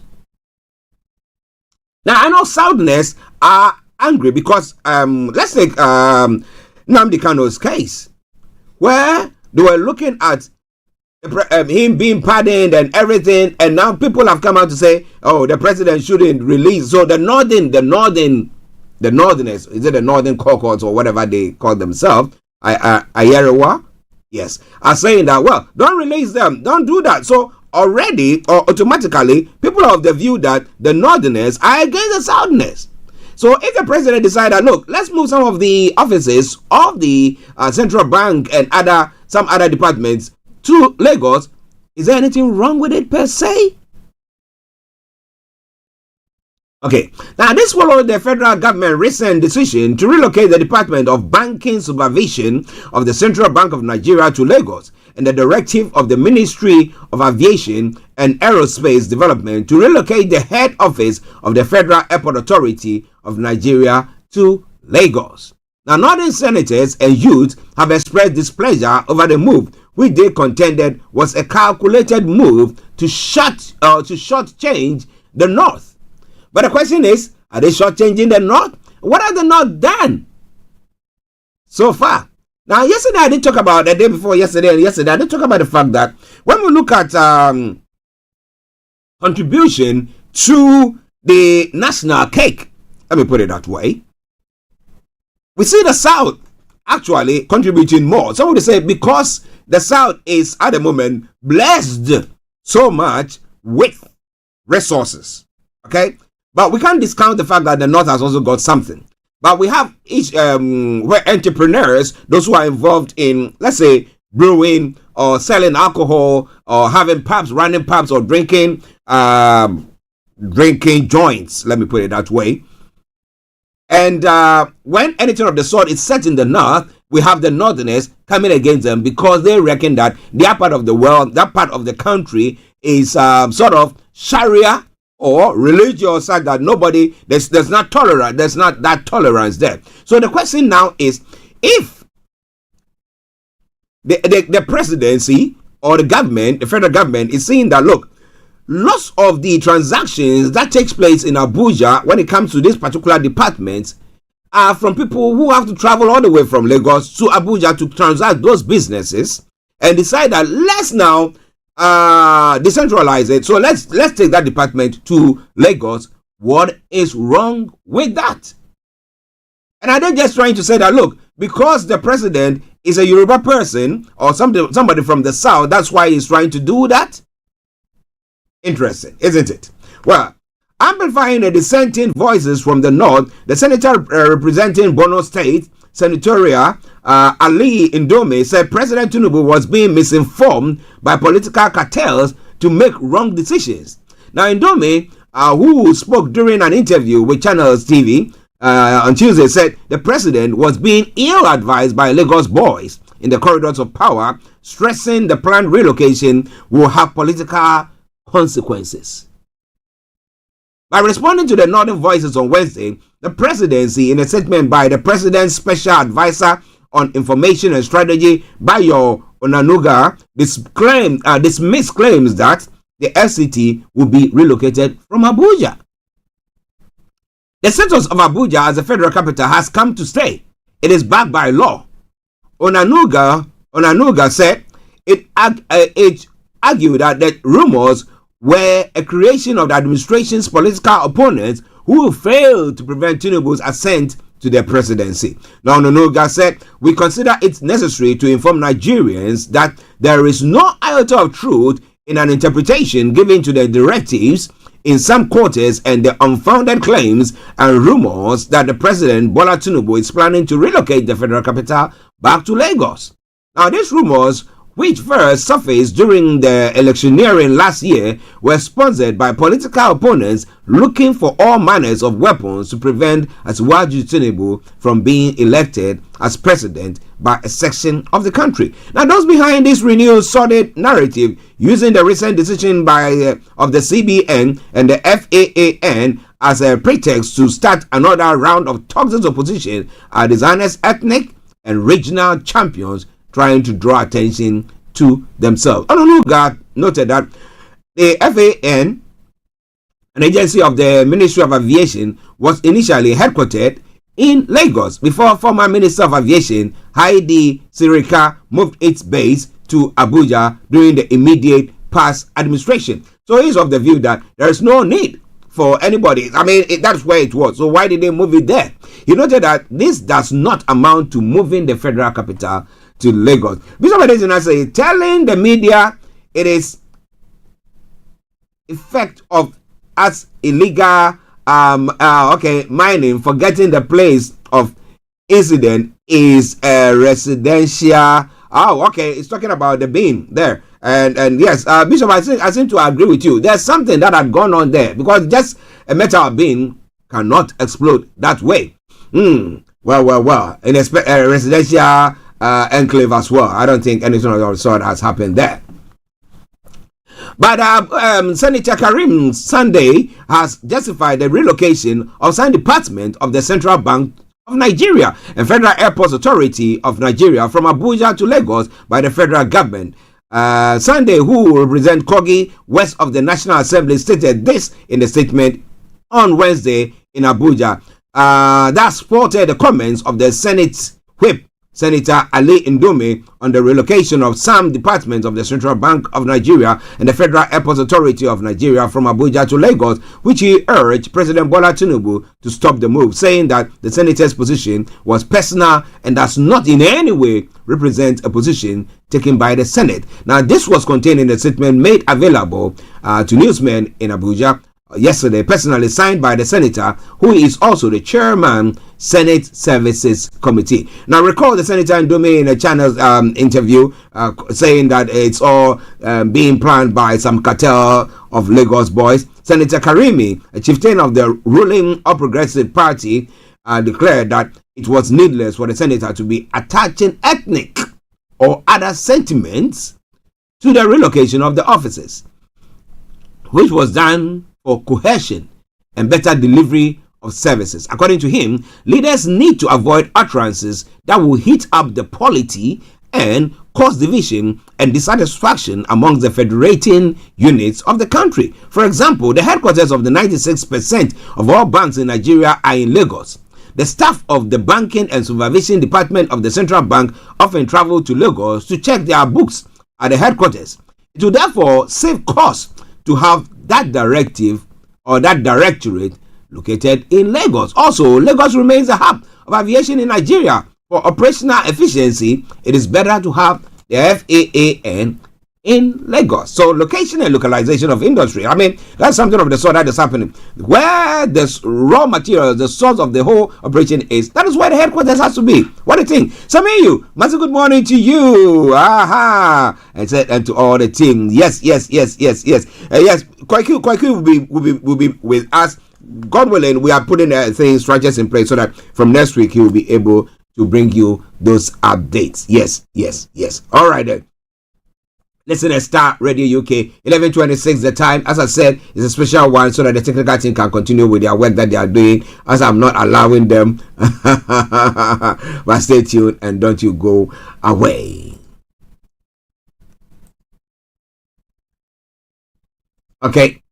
Now, the Naira, I remember Bishop Adesina talking about this during the time of the election to the swearing in of Tinubu, and saying that Nigerians are going to see some worse times, or let me put it this way, tough times.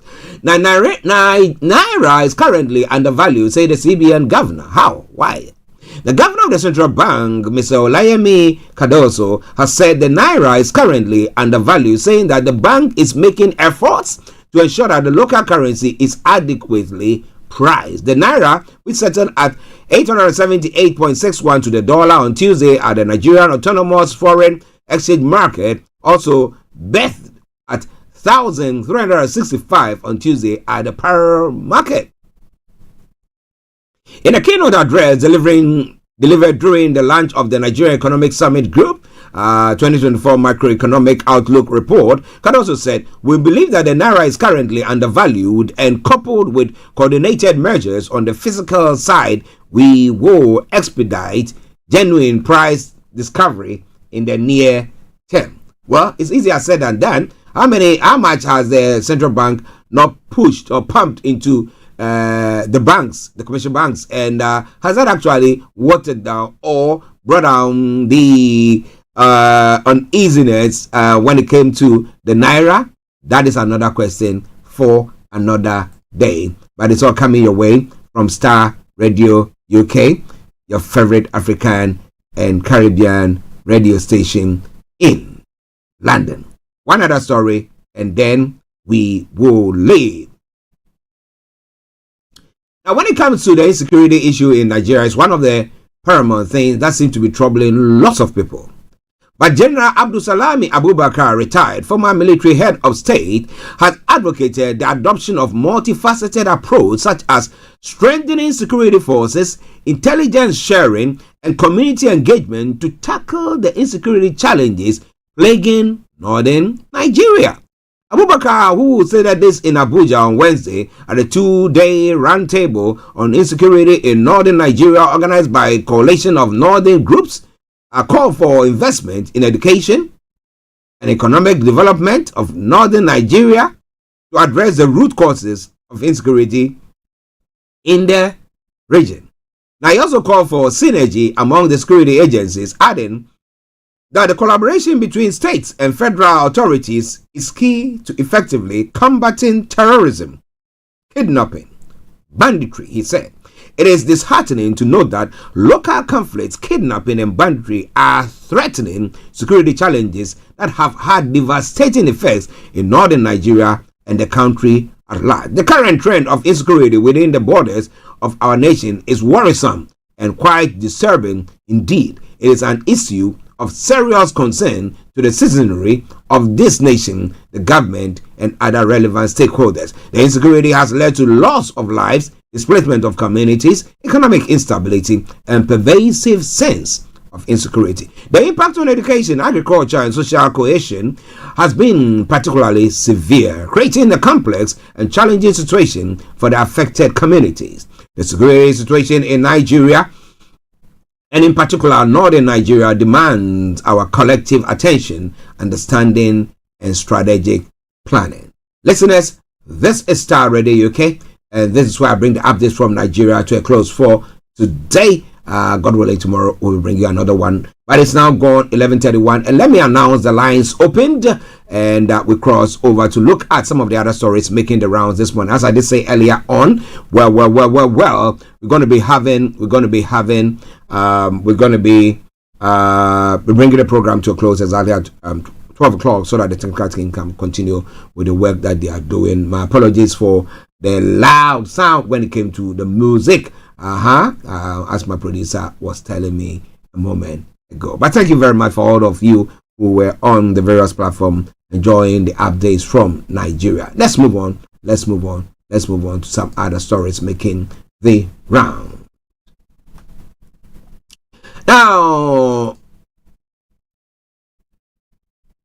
on Wednesday, rescue teams in Zambia continue to pump water and mud from a copper mine where 7 miners were trapped on Monday. 5 Zambian employees and 2 Chinese were working at the Macrolink mine in Dola, north of Lusaka. Their relatives are anxious. From the time it happened, nothing has been done. The only thing they have been told is wait. So my appeal is if the government can move in and rescue our relatives as soon as possible before we lose our loved ones. Zacchaeus, a family member of the trapped miner, they say Commonwealth Province Secretary for Zambia, Augustine Kasongo, said equipment had been provided while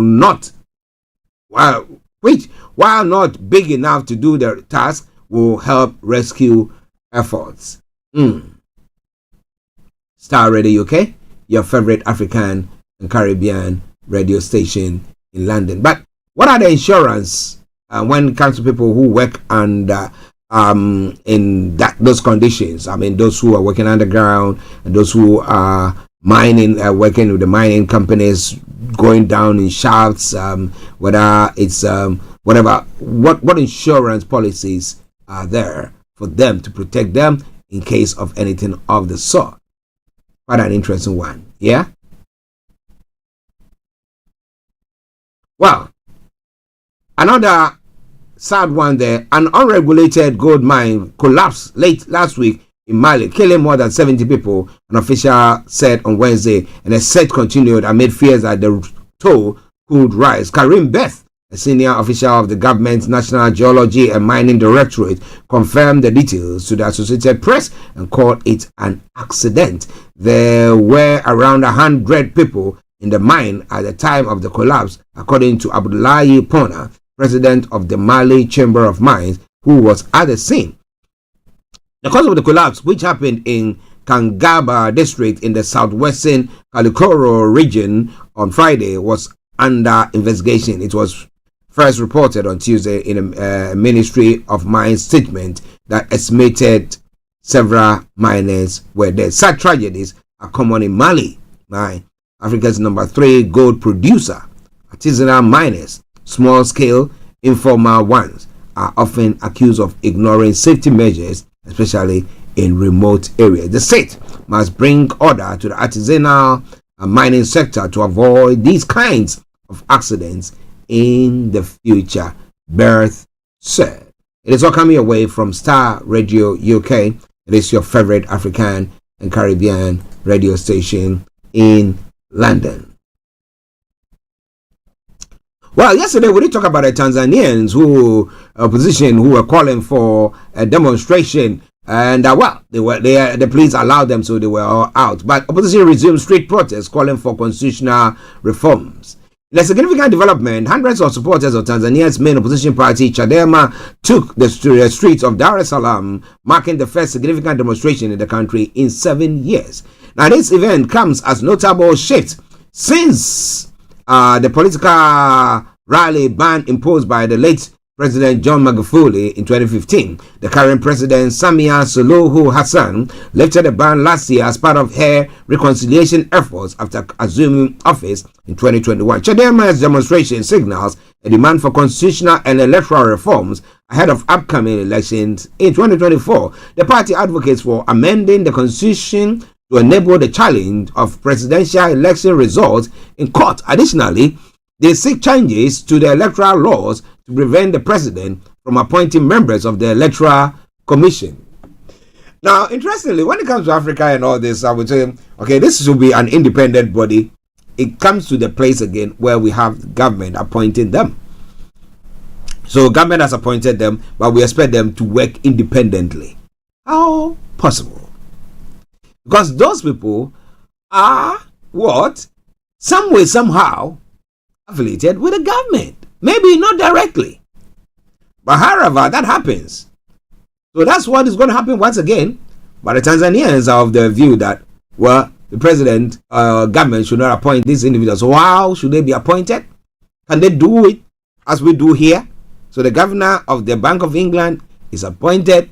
It's not appointed by the government, but a body. Okay? They are independent. They can critique government for whatever action that is taken. At times, government is not happy about it. They will make lots of noise. But, okay. Now, so do you think that the Electoral Commission can be a commissioner, or the composition of the commission can be done void of government? Whatever happens, we know some way, somehow, people find ways and means to manipulate things that goes on there. But it is all coming your way from Starr Radio UK. It is your favorite African and Caribbean radio station in London. It looks like some African leaders are breaking ranks with the rank and file of other countries. And we can see once again Chad's president meeting Putin in Moscow. The president of Chad, Idriss Deby, met with Russian President Vladimir Putin on Wednesday in Moscow. The Russian leader congratulated Deby on his succession in stabilizing Chad, saying that Russia was closely monitoring the country's security situation. We are glad that it was possible to hold a referendum on the constitution, Putin said during the brief televised meeting. I am confident that the election will be held at high levels in the near future. We are glad that you have managed to stabilize the situation in the country. Has he? For his part, Deby offered his condolences to Putin following a military plane crash earlier on Wednesday in the Belgorod region of Russia near Ukraine. Now, the plane was carrying 74 people on board, including 65 Ukrainian prisoners of war due to be swapped. All were killed, according to the governor of the Belgorod region,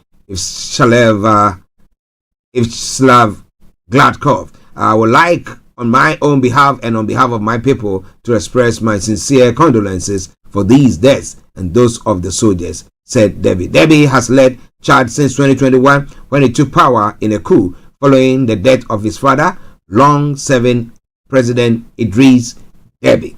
Well, he took over from his father, so there wasn't any coup. Was there? There wasn't. Okay. Listeners, it is Starr Radio UK. It is your favorite African and Caribbean radio station in London. I hope that he was wearing, what do you call it? He has a jacket when he was going. But well, I know that they are in the, what do you call it?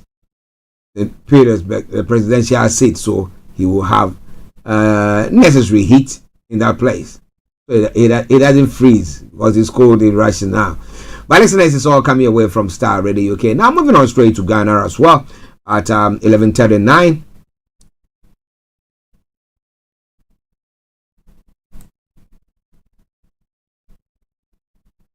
Yesterday I came on and I was talking about the fact that courts were going to rule on a coup, attempted coup that took place, and the individuals who were facing the sentence. But Assistant Commissioner of Police, ACP Dr. Benjamin Kwesi Agozo, who is standing trial together with 8 others for his role in an alleged overthrow of government, has been freed. This was after he was found not guilty for the charge of abetment after full trial. Now 6 others, including military officers who were part of those facing trial, were, however, found guilty for their respective roles and sentenced to death by hanging.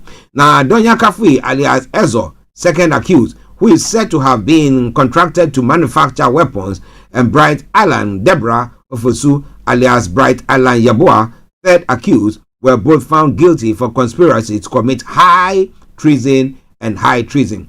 Johannes Zikpi, the fourth accused person, warrant officer class 2, Esther San, the Kuweni, the only female among the accused, and Lance Corporal Ali Solomon, the 8 accused found guilty for conspiracy.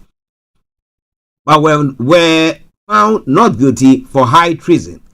All 6 have been sentenced to death by the panel of 3 presided over by Justice Efia Sewa Asare Bochwe for offending the Constitution. The information coming through said that Corporal Saidu Abubakar, the 7th accused person, was found not guilty for conspiracy for high treason, while Kendall Godze Gamele was also freed for abetment. Well. So, with that goes free, what is going to happen? He's what do you call him?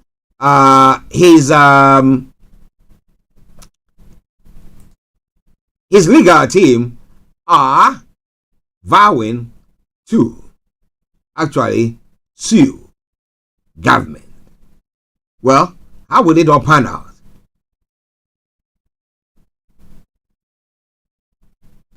Now, there's been a brouhaha pertaining to what is going on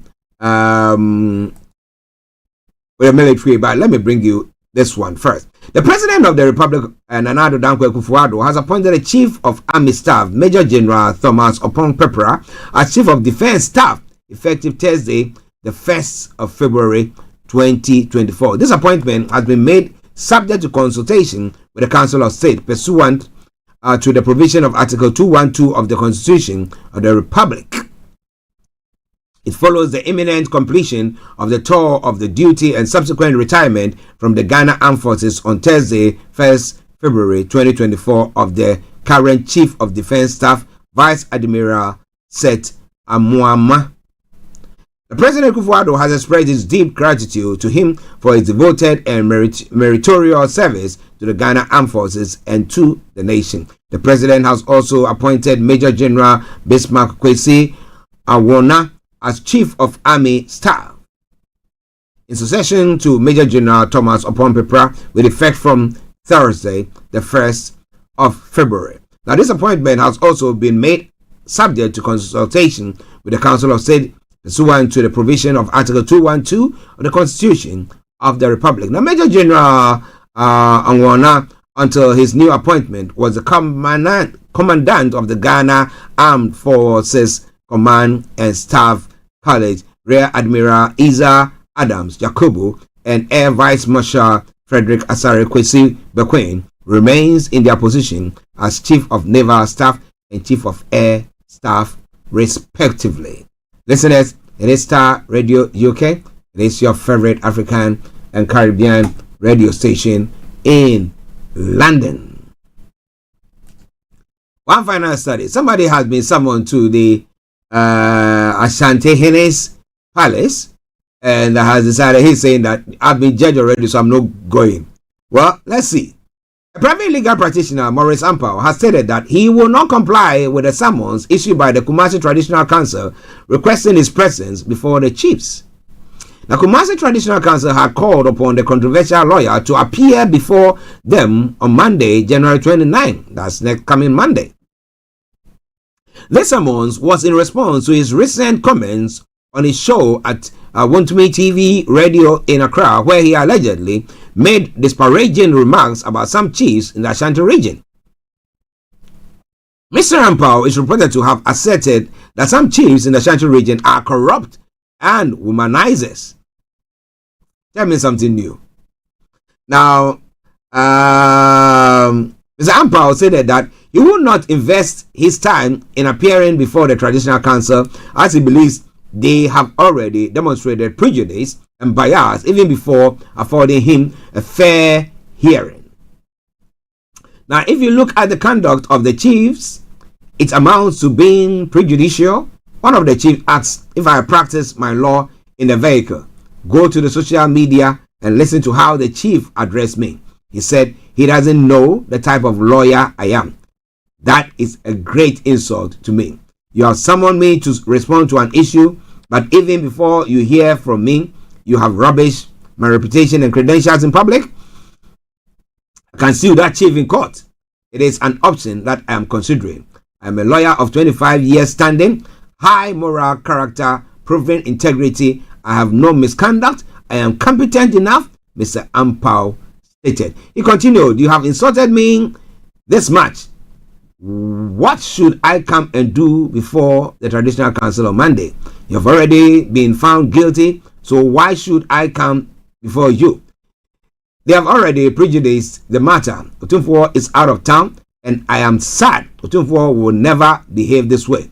If the Traditional Council sits, it must apply the law of natural justice and give all parties a fair hearing.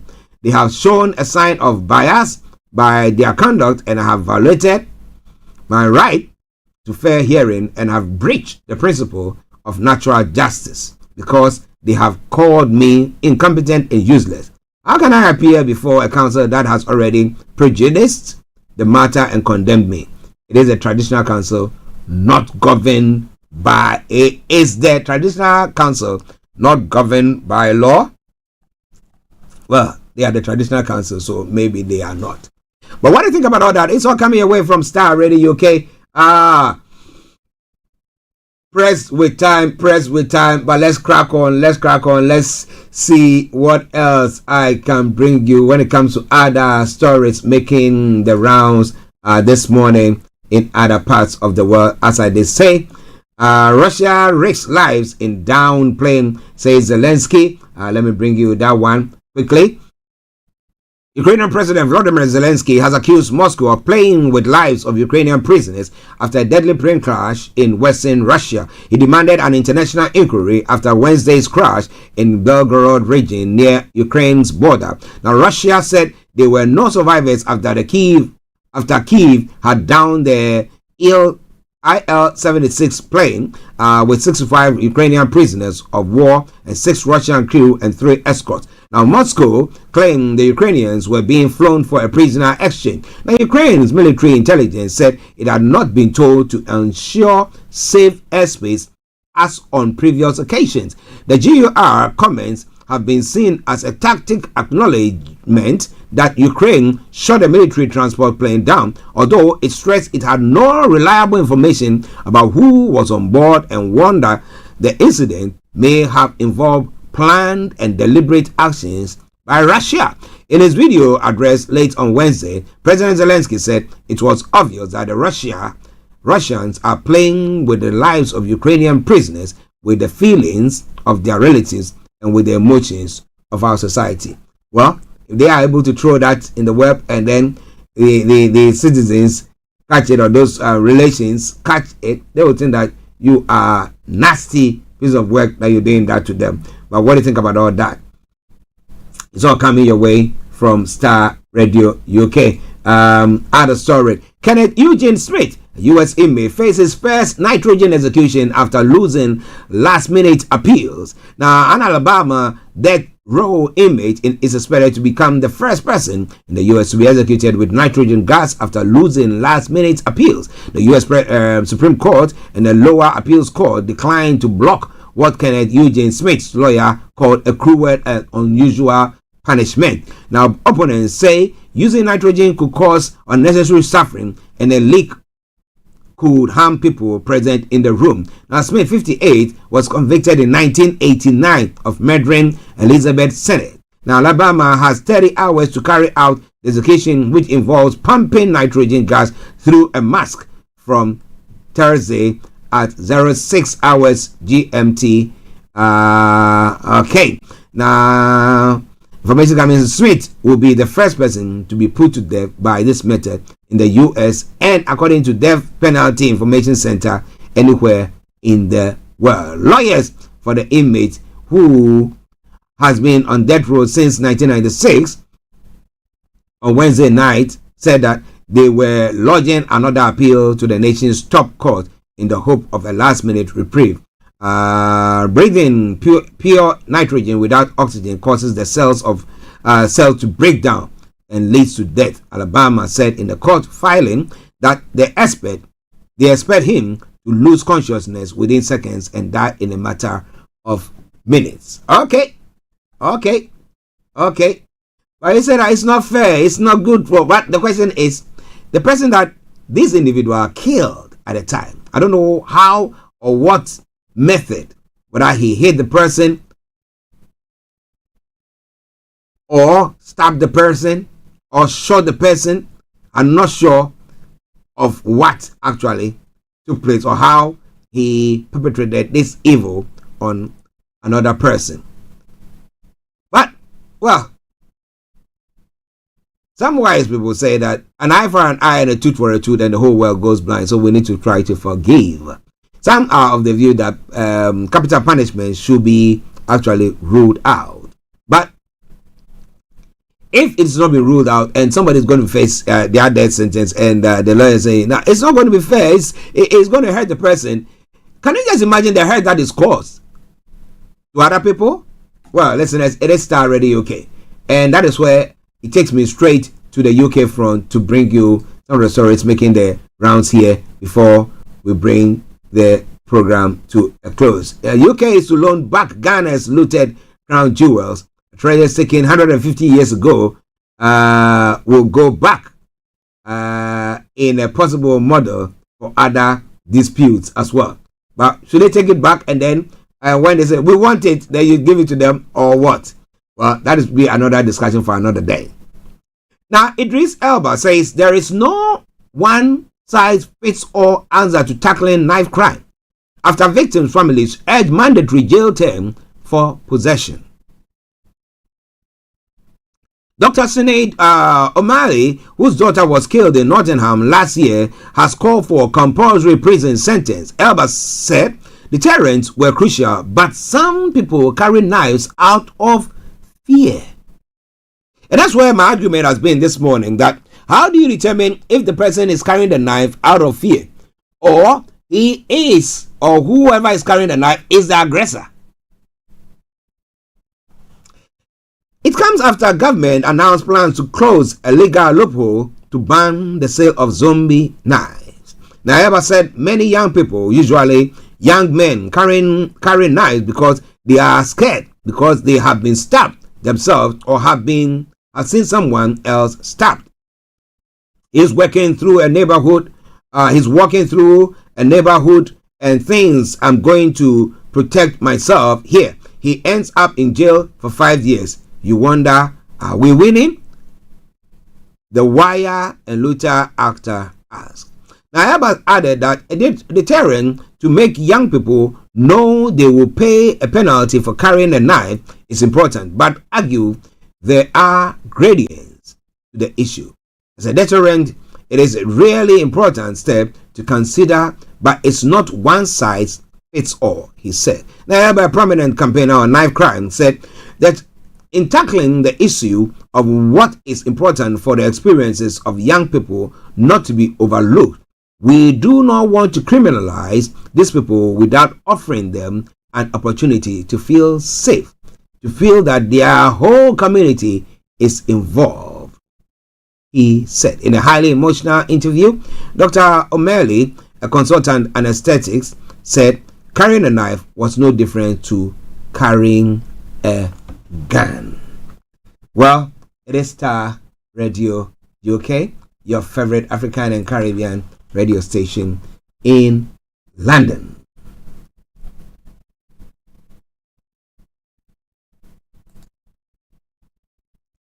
A top UN official has voiced concerns over the UK's government's stop the boat policy, which he says is a fake response to migration issues. Now, Rishi Sunak's promise was one of his government's 5 priorities that the Prime Minister set out at the start of last year. But Filippo Grandi, the UN High Commissioner for Refugees, said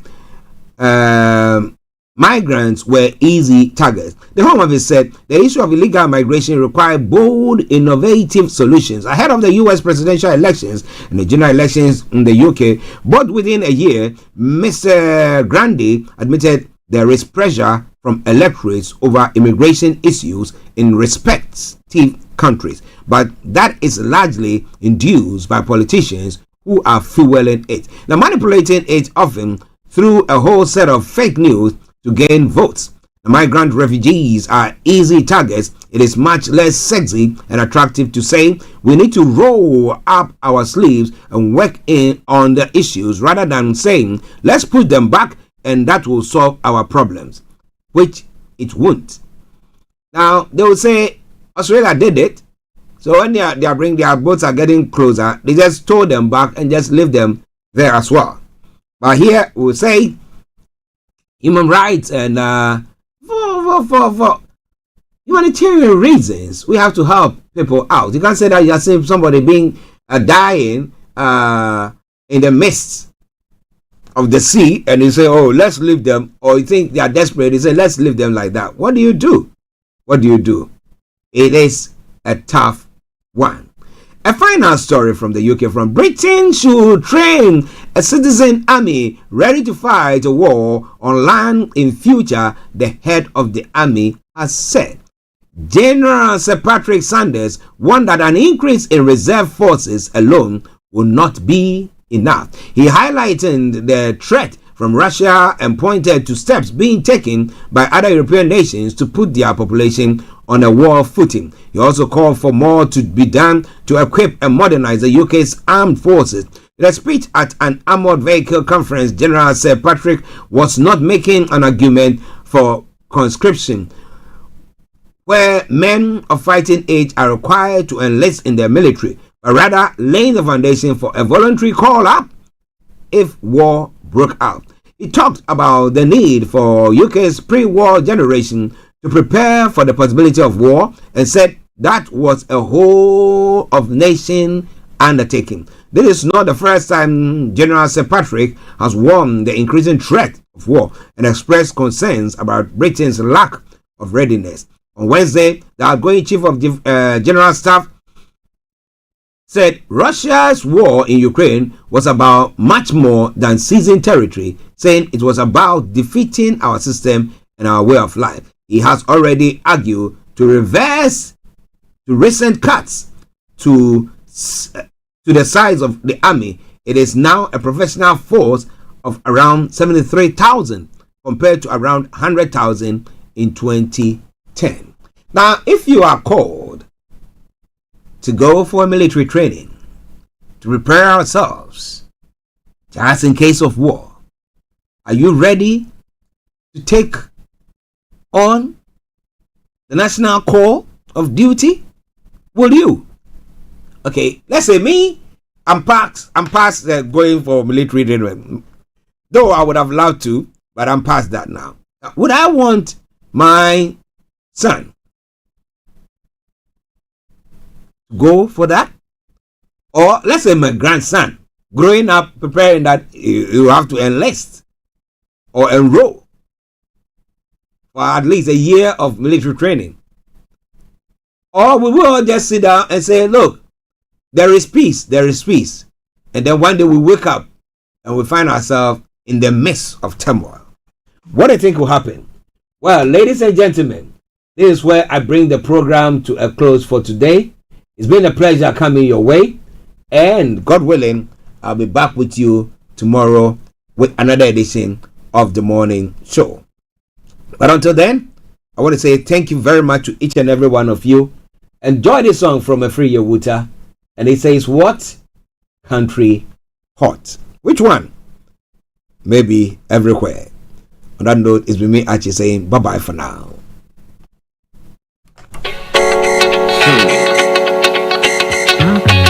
Hungry man say fix the country. Belle fool say fix yourself.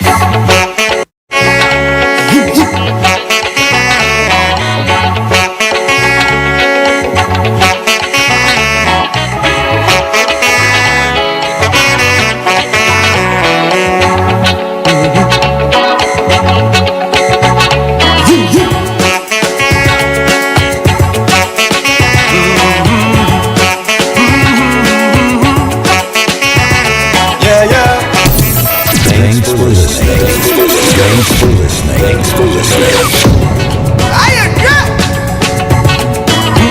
Country hot, hot.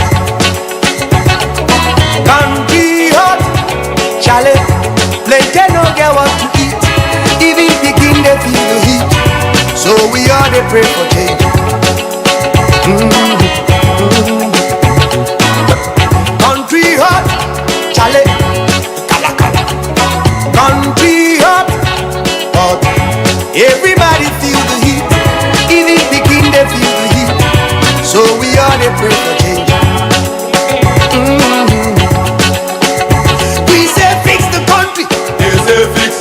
Aye, aye, aye. Fix the country. We say fix yourself. Hey, Tell me who be the country? Who be the country? You be the country. Fix yourself. Aye, yeah. We say fix the country. They say fix yourself. Aye, aye, aye. Fix the country. We say Now, fix now, yourself. Hey, Tell me who be the country? Who be the country? You be the country. Fix yourself. Aye, yeah.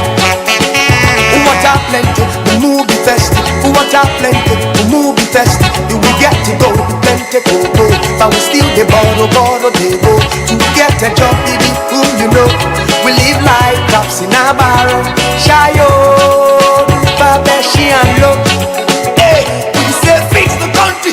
They say fix yourself. Aye, aye, aye. Fix the country. We say Now, fix now, yourself. now. Hey, Tell me who be the tell country? me Who be the country? now you be the country.